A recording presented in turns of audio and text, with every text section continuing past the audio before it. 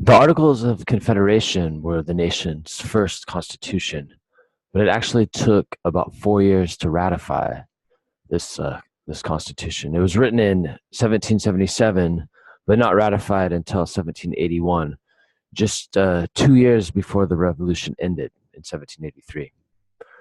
This affirmed the independence and autonomy of each individual state. The central government could only deal with foreign affairs, which meant it had very limited power. The central government couldn't tax the states or individuals. The Confederate government also remained very poor, weak, and rather helpless in the time of great crises.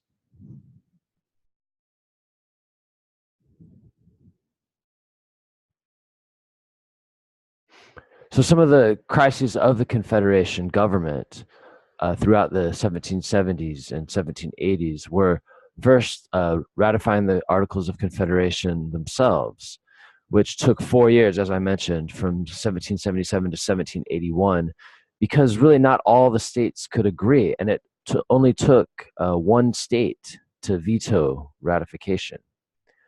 Maryland became the state because Maryland would not agree to ratification because they wanted more access to more Western lands.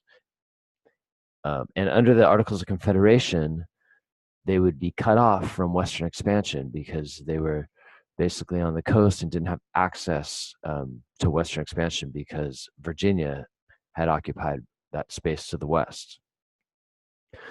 So this gave it an example of how self-interest of individual states would really threaten the unity of the nation. And this showed one of the major vulnerabilities of the Articles of Confederation. Next was financing the war effort in itself. Throughout the 1770s and 80s became a very big problem, and repaying the war debts that had been accumulated. Again, the central government had no power to tax. Borrowed money simply couldn't be repaid because there was no national tariff. They couldn't establish a national tariff because Rhode Island objected, because they had their own state tariff, and a national tariff would have competed with the money they could raise and that they were raising with their own tariff to pay off their own debts. In the meantime, the currency of the young nation, was completely worthless because it wasn't really backed by anything. And at the same time, we had this economic depression going on in the 1780s, which made the financial situation even worse. Southern planters were struggling because they had lost 60,000 slaves during the war. They had fled to fight with the British and had abandoned the plantations. Bad weather also meant there were very poor crop yields throughout 1784 and 1785. Trade had been cut off with the British West Indies because of the war. And in the meantime, the markets were being flooded with imports from European powers, including the French, the Spanish, and the British still. Again, the weak central government could do very little to help stabilize the economy. Finally, Shay's rebellion in 1786 and 1787 also showed how vulnerable the nation was, and specifically how vulnerable the nation was to a revolution in itself. So this rebellion happened in Western Massachusetts when struggling farmers couldn't pay back their debts. The Massachusetts state government had increased their property taxes because the state wanted to be able to pay back their war debts.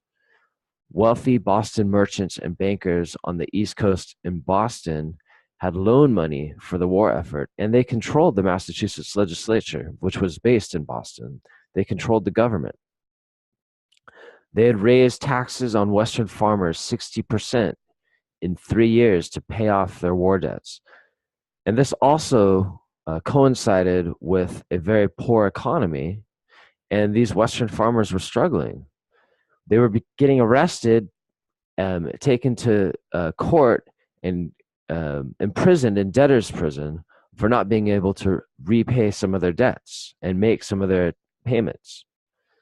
So these indebted farmers, led by Daniel Shays, took weapons and went to release their friends and fellow farmers from debtor's prison and closed down the courts. They were engaged in revolution against the Massachusetts government. Eventually, the state militia, which was funded by the Eastern bankers, this militia was able to eventually subdue the rebels, but many colonial leaders and founding fathers, including George Washington, really saw what a major threat this potential for rebellion meant to the nation.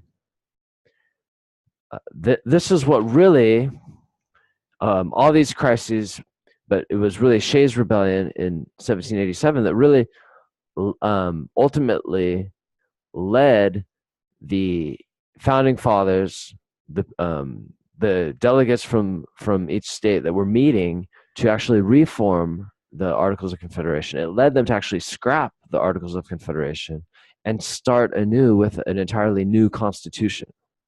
So ultimately, because of all these crises of the Confederation throughout the 1770s and 80s, this conversation shifted from reforming the Articles of Confederation to scrapping them all together and writing this new constitution.